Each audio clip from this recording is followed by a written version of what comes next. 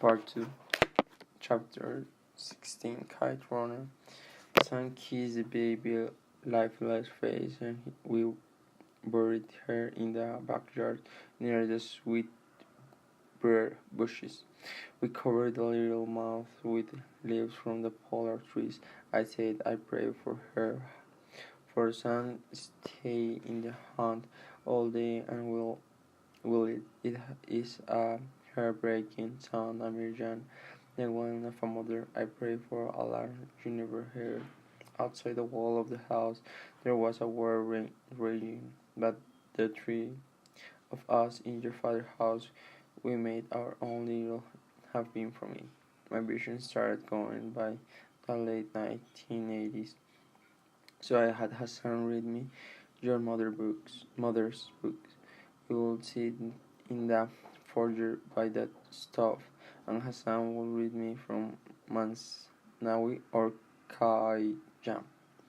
As Farsan cooked in the kitchen, and every morning Hassan placed a flower on the little mouth by sweet berry bushes. In early 1990, Farsan became pregnant again. It was that same year in the middle of the summer that a woman covered in a sky blue burqa knocked on the front gates of the morning. When I wake up, two gates, she was swaying on her feet like she was too weak to even stand. I asked her, I asked her what she wanted, but she would not answer. Who are you? I said. But she just collapsed right there in the driveway. I yelled for Hassan, and he helped me carry her into the house to the living room. We laid her on the sofa and took off her burqa. Beneath it, we found a toothless woman with strange gray in her store on her arm. She looked like she had not eaten for days, but the worst of it by far was her face. Someone had taken a knife to it, and Amirjan. The slashes cut this way and that way. On the one of the cuts went from cheekbone to hairline, and it had not spared her left eye on the way. It was grotesque. I patted her brow with a wet cloth, and she opened her eye. "Where is Hassan?" she whispered.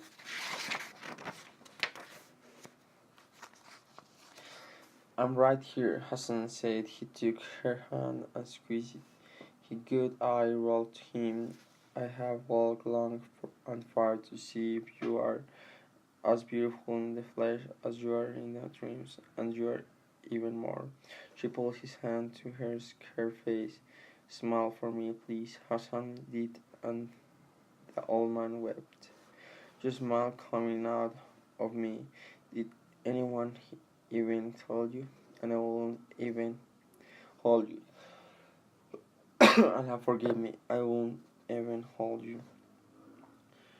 No, none of us had seen Sana Bura since she had eloped with a band of singers and dancers in 1964. Just after she had given birth to Hassan, she never saw her, Amir, but in her youth she was a vision. She had a dimpled smile and a walk that drove men crazy.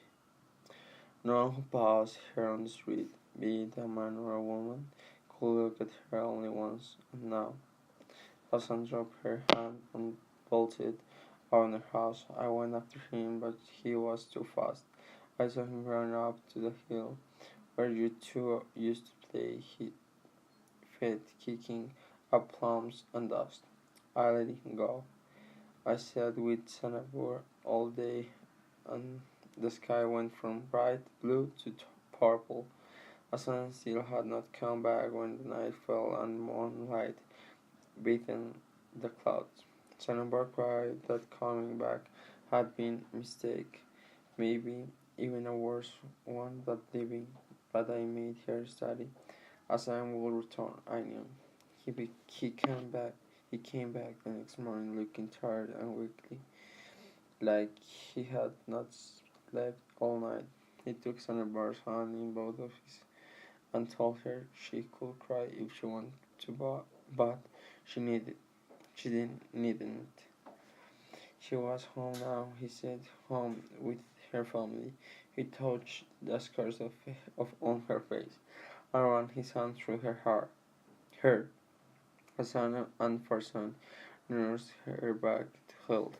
They fed her and washed her clothes. I give her one of guest rooms upstairs. Sometimes I will look out the window into the yard and watch Hassan and his mother neatly together, picking tomatoes or trimming a razor bush, talking.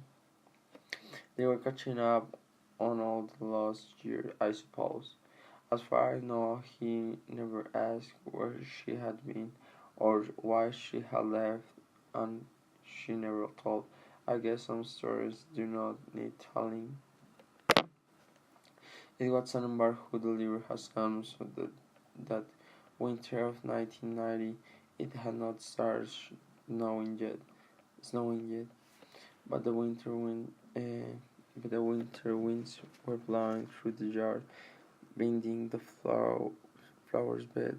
And suddenly, I remember Sandberg came out to the hunt holding her grandson, had him wrapped in a wool blanket.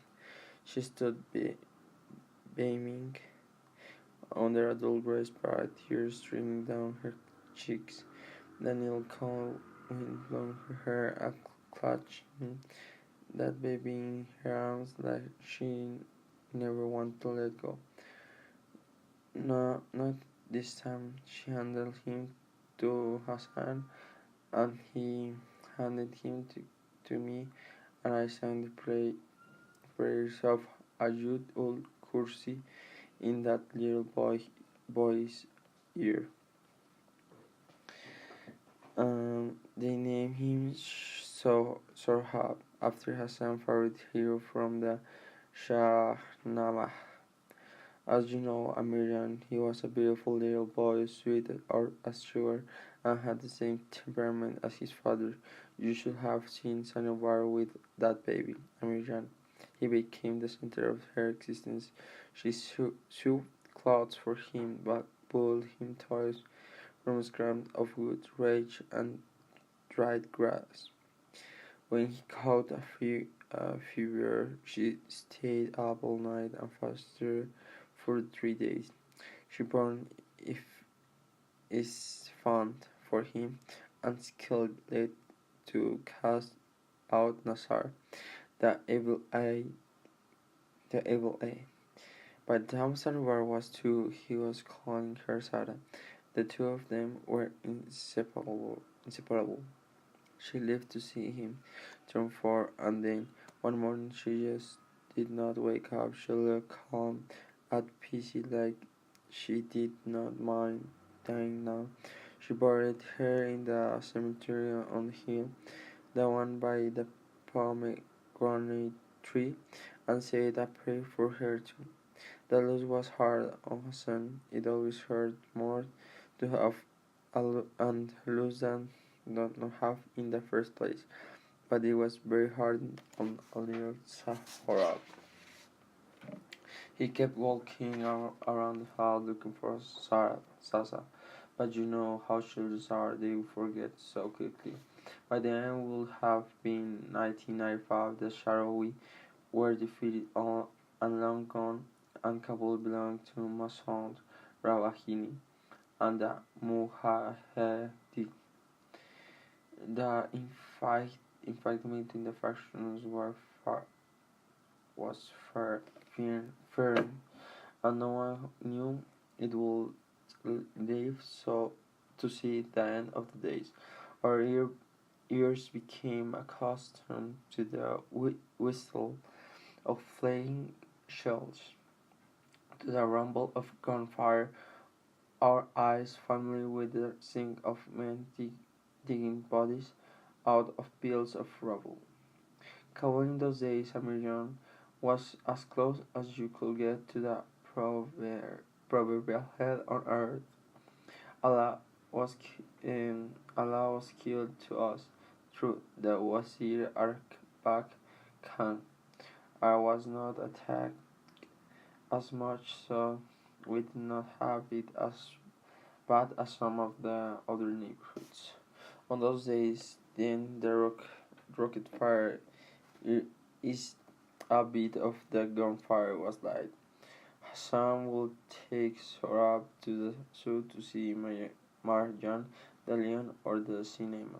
Hassan thought he had to shoot the slingshot. And later, by the time he was 8, Sorab had become deadly with the thing. He could stand on the terrace and hit a pin-cone rappelled on a pill halfway across the yard. Hassan taught him to read and write. His, his son was not going to grow up illiterate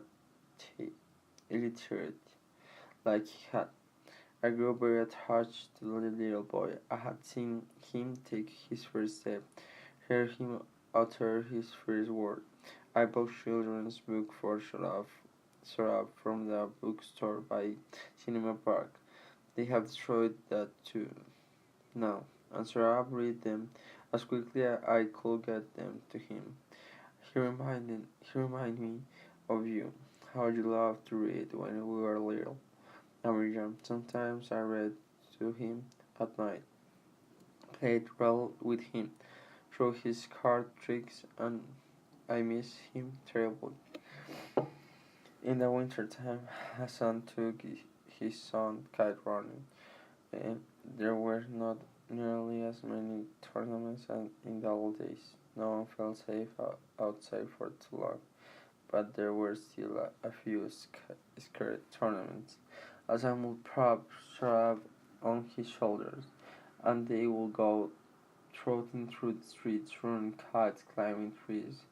Where kites had dropped, do you remember Amirjan what a good kite runner Hassan was? He was still just as good. At the end of the winter, Hassan and Sharab would hang the kites they had run all winters on the walls of the main hallway. They would put them up like painting.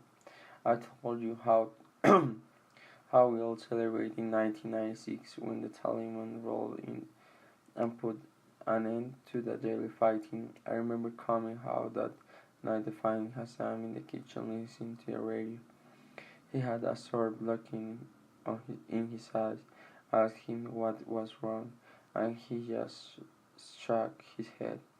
God help the Hazard now, Rahim Khan Sahib, he said. The war's over, Hassan. I said, there's going to be peace, inshallah, and happiness and calm. No more rockets, no more killing, no more funerals.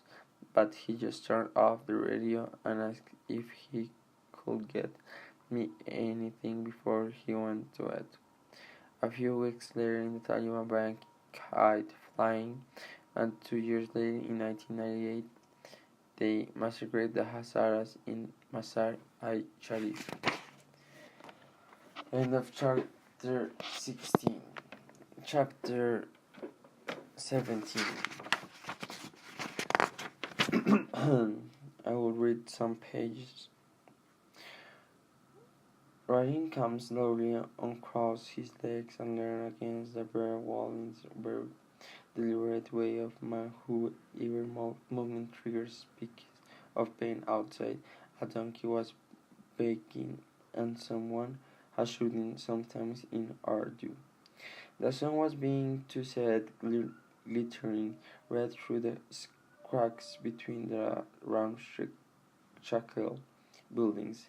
It hit me again, the enormity of what I had done the winter and that following summer. The names rang in my hand: Hassan, Sharabi Ali, Farsan, and Sanawar. Hearing Rahim Khan speak Ali's name was like finding an old dusty music box that hadn't been opened in years. The melody began to play immediately. Who did you eat today, Babalu? What did you eat? You slan eat, Babalu? I tried to conjure a little frozen face to really see the tranquil eye, but time can be greedy thing. Sometimes it steals all the tiles off for itself.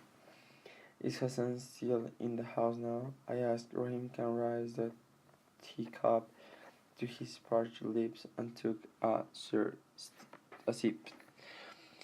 He then flashed an envelope from the breast pocket of the vest and handed it to me. For you. I tore the sealed envelope inside. I found a Polaroid photograph unfolding later. I stared at the photograph for a full minute. I will stop here for time. If you want to continue, give a like to this video.